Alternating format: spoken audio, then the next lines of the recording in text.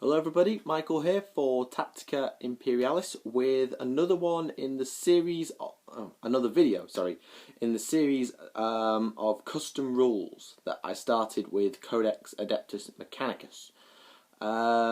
If you haven't seen it, be sure and go and check it out. I'll give you a flavour of what I'm doing in this series. It's mainly just me talking about some rule ideas that I might have and sharing them with you and getting some feedback from you. Or possibly letting you come up with ideas and I'll share them on YouTube or share them via DakkaDakka. I'm going to create a specific profile for the channel if you want to follow me on there. Do you follow? No, you don't follow on Dakka, but if you want to track what the threads are doing, then you can create a profile and whatever, and you can communicate with me through the threads or through the comment section, whatever you prefer. Anyway, the inspiration for this video came up for one particular reason, and that was a video I saw on Fritz 40k. Fritz is a reasonably big YouTuber. He's got his own forum, The War Master. I will put a link to the video in particular in the description. I would recommend you go and subscribe to him. He does a load of different stuff, including 40k tactics and all that really good stuff. Fritz 40k, ladies and gentlemen. Anyway, he was doing a video about a game he was playing. It's called Zombicide. It's a board game where you play as survivors fighting against zombies. It's a very stereotypical zombie-esque game, but it's on the tabletop. And apparently it's got a really good atmospheric feel, and it was really interesting. I asked if he could post any gameplay. I haven't heard back from him. I'll probably have to go on YouTube it, and I might do that and put a link in the description. No, I'm recording this video about 5 minutes before I put it up, so that won't be happening, I'm afraid. But I'm sure you can go and check it out. I'll put links to the video and you can go and watch some other videos of it if you wish on YouTube. And that got me thinking, this Zombicide video, and it got me thinking about something I did 2 years ago now. It was a long time back. It was back when I was a frequent Dakka user. I sort of drifted away from Dakka as I've got into YouTube. And my idea came from a conversation I had with my friends in a GCSE chemistry lesson, if you want a bit of backstory. But we were talking in chemistry, and we're all massive 40k fans. You've seen Ben, you've met James. There was also Rowan, who you haven't met, he's a Tyranid player, and I think Kieran at one point as well. And we are mostly also Call of Duty players. Not exactly allié Call of Duty, but we play Call of Duty and we particularly enjoy zombies. Now, I'm no good at zombies, I admit I suck, but Ben is actually rather useful, and James and other Ben who you saw, the Space Wolf player, who has sadly left the hobby now, in other news. But anyway, we were talking and we came up with the idea of why don't we take 40k and Call of Duty Zombies and put them together. Yeah, 40k Zombies, as I christened it for myself, 40k Zombies. And we started drafting up ideas in break times, lunch times, even during chemistry if we got particularly bored.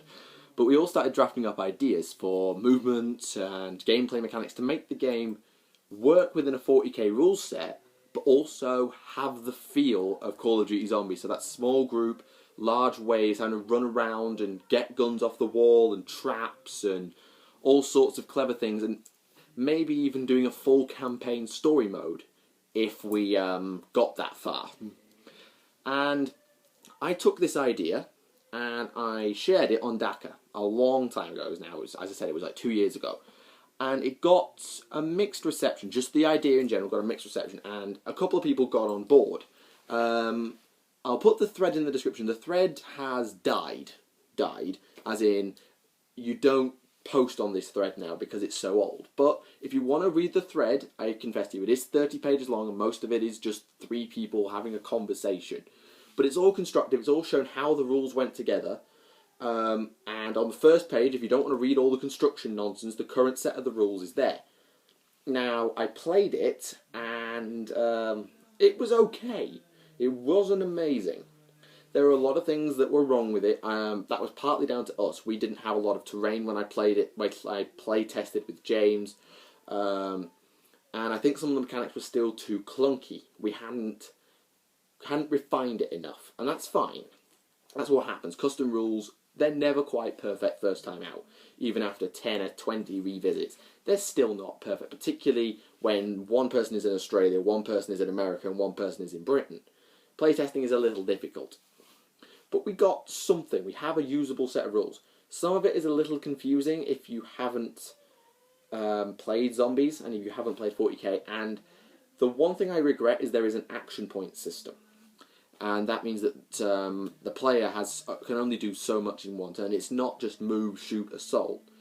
You spend action points on buying guns, or on picking up parts, or on moving, or sprinting, as we say, which you can do in the movement phase instead of running.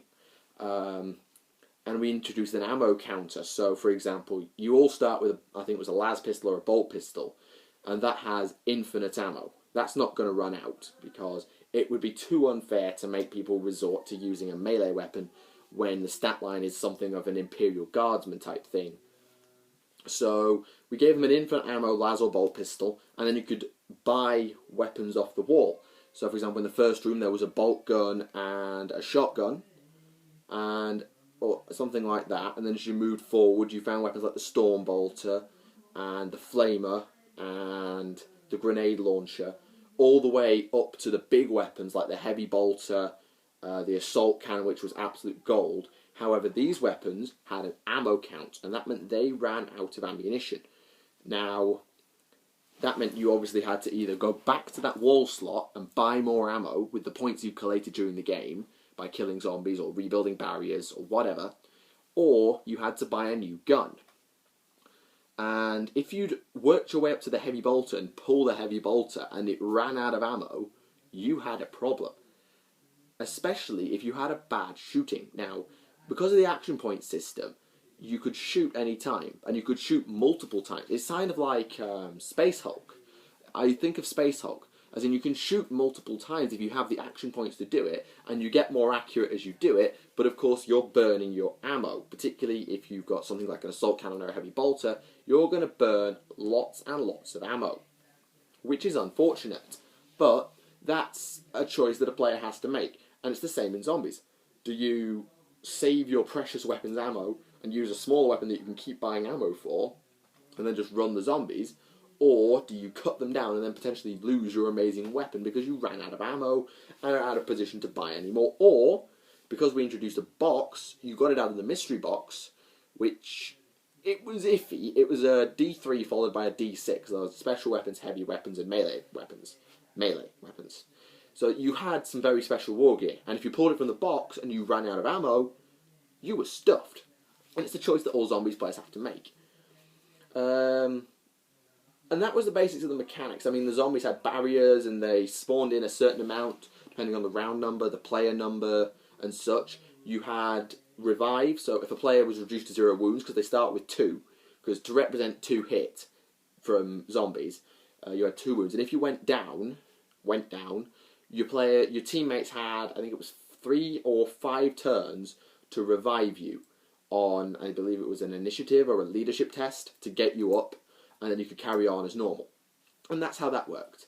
And my part in it, as much as it was working on the mechanics, it was my idea. I did a little bit with zombifying it, making it more like COD Zombies.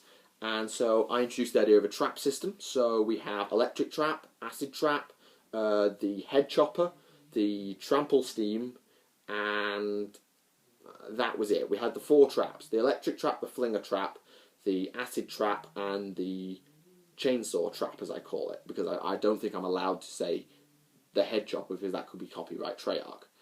Anyway, and we also came up with the idea of sort of heroic actions. If you ever played the Lord of the Rings strategy battle game, you'll know what these are. But they're basically, you spend action points to do something awesome. You may take a characteristic test, you spend some action points, and you do something awesome. So I had one where you basically charged through, so as in you moved full speed ahead for 2 action points on an initiative test. And if you passed the initiative test, you dodged and got out of the way of the zombies, because you could run through zombies and hit them, kind of like a battering ram. Sort of like the charge mechanic for Space Marine. However, if you failed the initiative test, you could still do it. No, wrong. Past the initiative test, you did it anyway, But if the zombies were able to pass the initiative test, they could hit you on the way past. And there was another one where you could dodge. There was a coup de grace decapitating strike. There was a sort of a throwing an ally out of the way. If they were in trouble, you could push them away. There were loads of them. You'll see them if you go and check out the book. A lot of them do need refinement, but that's something that I think if you guys want to run with this, that's what we'll do. The last thing was the Wrath of the Plague Father mode, because the idea was this was a Nurgle-based game mode. You were playing against plague zombies, and the wonder weapons and the mystery box and the traps, so you knew where the parts were Zenshian, because Zensh, the changer of ways, he wished to change things, and he is Nurgle's great rival, so it makes a lot of sense. It made a lot of sense in my head at the time. So I created 3 wonder weapons: the Wunderwaffe DG2, the Thunder Gun, and the Winter's Howl. I do not remember what they were called. One I think was like the Doombolt launcher. I can't remember what they were called. But the idea was they worked like the Winter's Howl, the Thunder Gun, and the Wunderwaffe. As in they could chain lightning, or they could blast a group of enemies away, as in like a flamer weapon, that everything under it was hit back maybe 2d6 inches, or that they were frozen in place. And that's how that worked. Of course, this was all still very basic, and the thread started to die around this time. I tried to contact Games Workshop about it, and I got nowhere. I didn't get a response from them. I don't blame them. I guess the feeling that you might be treading on a couple of Treyarch toes, or Activision toes, which is even blooming bigger than Treyarch. But it's something worth considering, is it not? 40k zombies. Because we all love 40k, and I think plague zombies, typhus, etc. are an awesome part of the fluff. So why not have a game mode that revolves around that, particularly if you like Call of Duty Zombies or any other horde-based survival game mode from video gaming or board gaming. It's the same idea, just in the 40k universe. The other thing we were debating adding was some boss rounds, i.e. the Hellhounds, who were like Fleshhounds of Khorne or Steeds of Slaanesh, Plague Bearers, who are like sort of mini-boss zombies, sort of like, maybe not the Panzer Soldat, but that idea, ranging all the way up to a big boss, something like, they wanted a Demon Prince, but I think that was OP.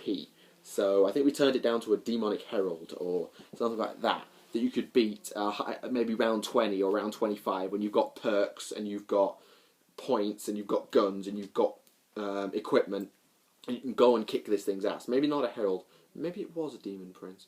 I can't remember now. But anyway, the thread will be in the description, so be sure to go and click on the thread.